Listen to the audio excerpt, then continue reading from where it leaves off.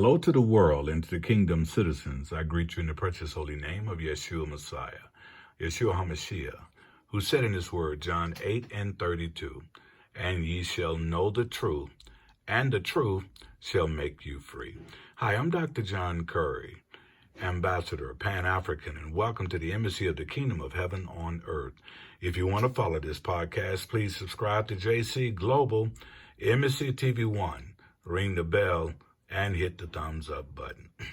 Today I have a very important message for you, something that's getting ready to take place in Africa between the next 5, 10, possibly 15 years. And that is 10 reasons why Africa will unite in the near future. 10 reasons why Africa will unite in the near future. I think this is a great thing. I think it's about time. And I think for the 54 nations to come together and to do what they're about to do in the near future is going to be great for the Black diaspora. Let's take a look at this clip, and I trust God you would benefit from it. From as long ago as Kwame Nkrumah have advocated for a united Africa. Steps in alignment to this goal have been made over the years. Welcome to Tunacheki, and today we present the top 10 reasons why Africa will unite in the near future. Remember to subscribe and ring the notification bell so that you don't miss any of our African videos. Number Global, 10. Growing Pan-African TV1. movement and the emergence of visionaries.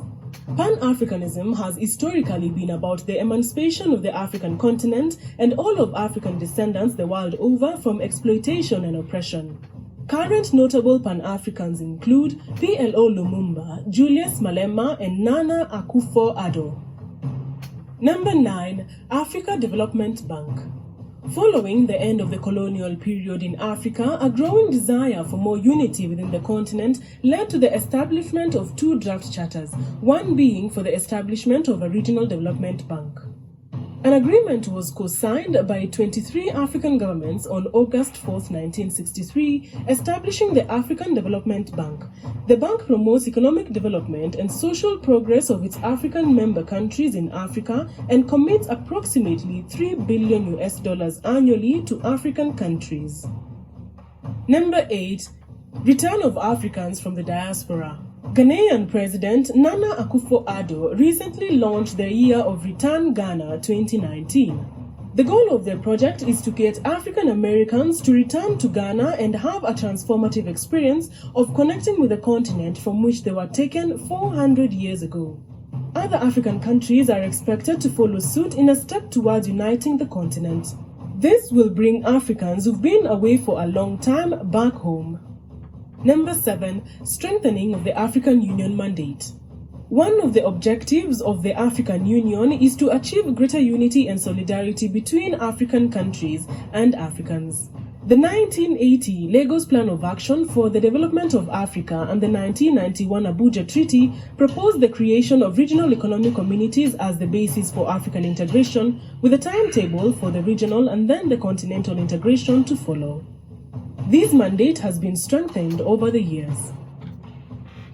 Number 6. The Pan-African Parliament.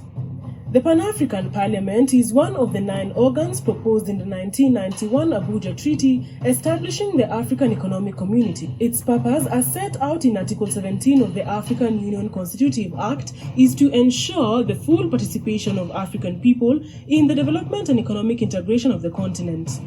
The Parliament is intended as a platform for people from all African states to be involved in discussions and decision-making on the problems and challenges facing the continent. Number 5. Unions like the East Africa Federation. The East African Federation is a proposed political union of the 6 sovereign states of the East African Community as a single federated sovereign state. Member states Burundi, Kenya, Rwanda, South Sudan, Tanzania, and Uganda currently form the East African Community. Regional unions like this are the very first steps towards a united Africa in future, as stated in the African Union Mandate. Number 4. Common currency. The African Monetary Union is the proposed creation of an economic and monetary union for the countries of the African Union administered by the African Central Bank. Such a union would call for the creation of a new unified currency similar to the euro. The current plan is to establish an African Economic Community with a single currency by 2023. A common African currency will eliminate the transaction costs customers pay when buying a different currency, make prices of goods and services more transparent and thus more comparable. Number 3. Establishment of the Africa Standby Force and military cooperation.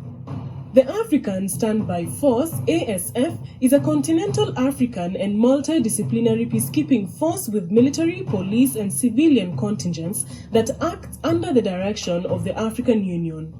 The Africa Standby Force is to be deployed in times of crisis in Africa. Addis Ababa, Ethiopia, serves as the force's headquarters. The force stands as a sign of the greater unification of the continent in future. Number 2. One African Passport. The African Union Passport is a common passport document that is set to replace existing nationally issued African Union member state passports and exempt bearers from having to obtain any visas for all 55 states in Africa. It was launched on 17th July 2016 at the 27th Ordinary Session of the African Union. As of June 2018, the passport was planned to be rolled out and ready for use at borders worldwide by 2020. 3 types of African Union passports will be issued: ordinary passport, official or service passport, and diplomatic passport. Number 1. Signing of the Africa Free Trade Agreement.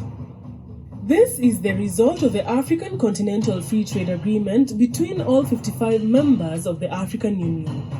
If ratified, the agreement would result in the largest free trade area in terms of participating countries since the formation of the World Trade Organization.